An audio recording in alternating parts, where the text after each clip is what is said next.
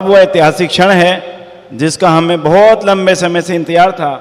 ऐतिहासिक पल है और मैं आमंत्रित करने जा रहा हूं भारतीय गणराज्य की माननीय राष्ट्रपति महोदया श्रीमती द्रौपदी मुर्मू जी के एक बार करतन ध्वनि द्वारा अभिनंदन में आए और हम सबको अपने उद्बोधन द्वारा उपकृत करें, ऋषि ध्यान को स्मरण करेंगे।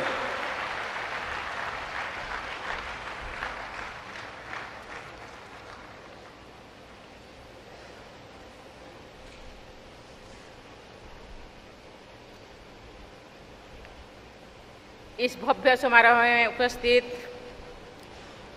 गुजरात के राज्यपाल आचार्य देवव्रत जी, मुख्यमंत्री श्री भूपेंद्र भाई पटेल जी, सार्वदेशिक आर्य प्रतिनिधि सभा के अध्यक्ष श्री सुरेश चंद्र आर्य जी, दयानंद एंग्लो वैदिक कॉलेज मैनेजमेंट समिति के अध्यक्ष श्री पूनम सूरी जी, ज्ञान ज्योति महोत्सव समिति के अध्यक्ष श्री सुरेंद्र कुमार आर्य जी, स्वामी धर्मानंद सरस्वती जी, गणमान्य अतिथियों, देवियों और स्वजनों, ये मेरा सौभाग्य है कि आज के दिन महर्षि दयानंद सरस्वती जी की जन्मभूमि टंकारा में आने का मुझे अवसर मिला है। स्वामी जी की पावन स्मृति में सभी देशवासियों को ओर से मैं उन्हें सादर नमन करती हूँ और ये देवभूमि, ये पवित्र भूमि को भी मैं नमन करती हूँ। स्वामी जी की 200वीं जयंती पूरी देश के लिए एक ऐतिहासिक अवसर है। इस अत्यंत महत्वपूर्ण अवसर पर जन्म उत्सव ज्ञान ज्योति पर्व स्मरण उत्सव समारोह का आयोजन करने के लिए मैं दिल्ली आर्य प्रतिनिधि सभा श्री महर्षि दयानंद सरस्वती स्मारक ट्रस्ट टंकारा तथा समस्त आर्य संगठनों की सराहना करती हूँ। देवियों और स्वजनों, हमारी भारत भूमि धन्य रही है जिसने महर्षि दयानंद सरस्वती जैसी अद्भुत विभूतियों को जन्म दिया है। महान आध्यात्मिक पथ प्रदर्शक श्री अरबिंदो ने महर्षि दयानंद सरस्वती की महानता को व्यक्त करते हुए कहा था कि वे मनुष्यों और संस्थानों की मूर्तिकार थे। मुझे बताया गया है कि आर्य समाज संस्था से जुड़े लगभग 10,000 केंद्र आज मानवता के विकास और कल्याण के लिए कार्यरत है।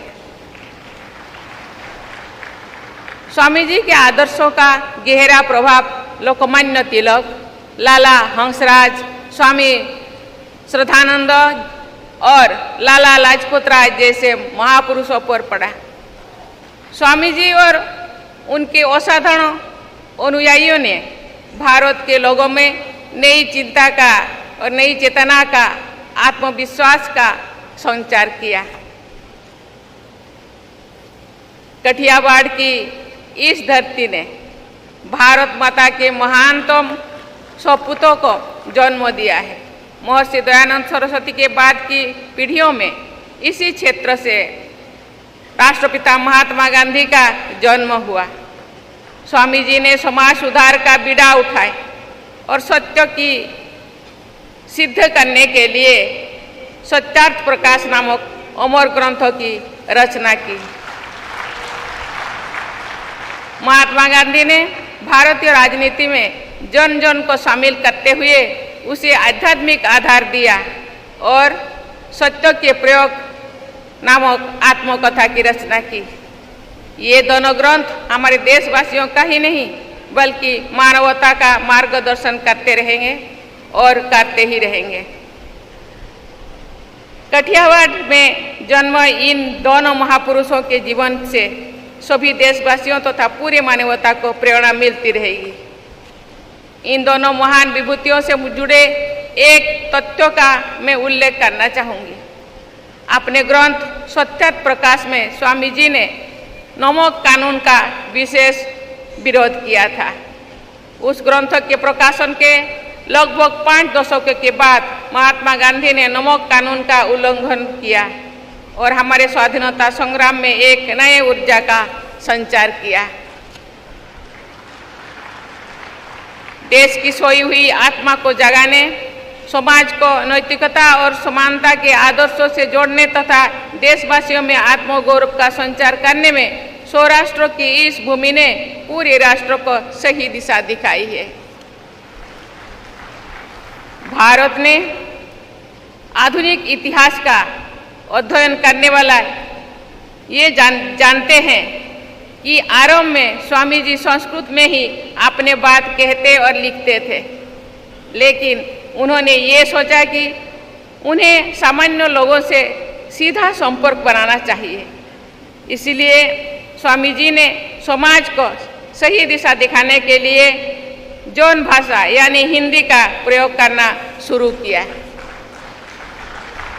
देवियों और स्वजनों, महर्षि दयानंद सरस्वती जी ने 19वीं सदी के भारतीय समाज में व्याप्त अंधविश्वासों और कुरीतियों को दूर करने का बीड़ा उठाया।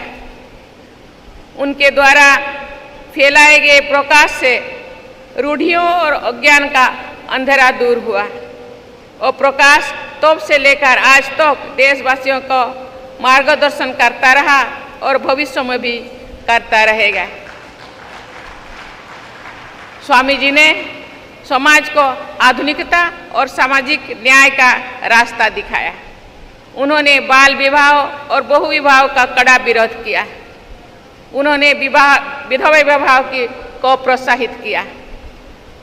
वे नारी शिक्षा और नारी स्वाभिमान की प्रबल पक्षधर थे। आर्य समाज द्वारा कन्या पाठशालाएं और छात्राओं के लिए उच्च शिक्षण संस्थानों की स्थापना के द्वारा महिला सशक्तिकरण को अमूल्य योगदान दिया गया है।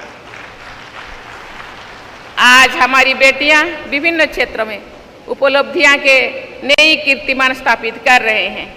ये बदलाव नारी स्वाभिमान के प्रति स्वामी जी के दृष्टिकोण के अनुरूप है।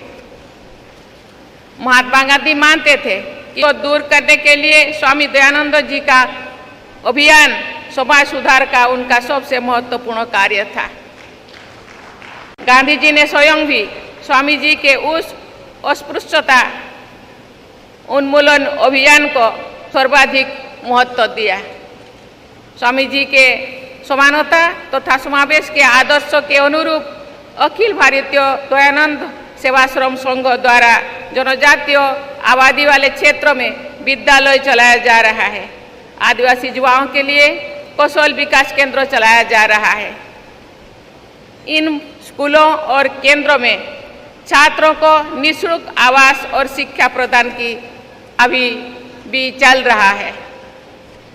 मुझे ये जानकर प्रसन्नता हुई है कि आर्य समाज द्वारा स्वामी जी की 200वीं जयंती मनाने के 2 वर्ष तक चलाने वाले श्रवण उत्सव के दौरान बहुत ही उपयोगी मुद्दों पर केंद्रित आयोजन किए जा रहा है।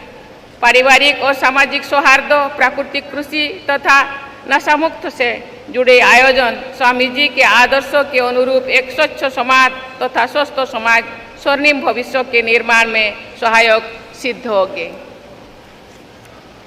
गुजरात के वर्तमान राज्यपाल आचार्य देवव्रत जी आर्य जी की प्राकृतिक कृषि के क्षेत्र में अमूल्य मार्गदर्शन करते रहे हैं। सस्टेनेबल एग्रीकल्चर मानवता के भविष्य और स्वास्थ्य के लिए अनिवार्य है।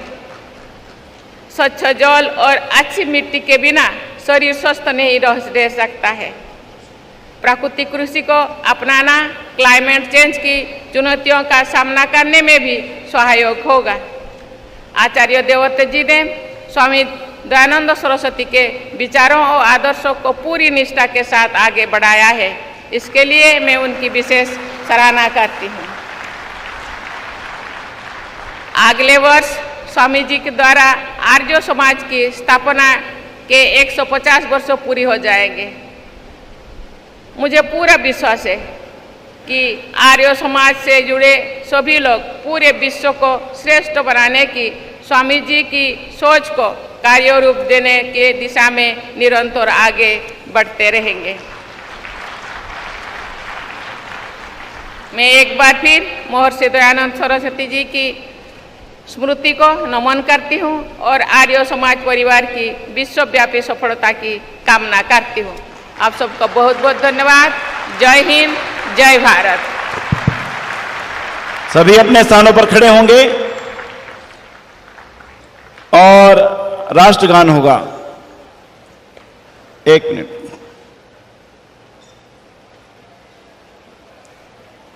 राष्ट्रगान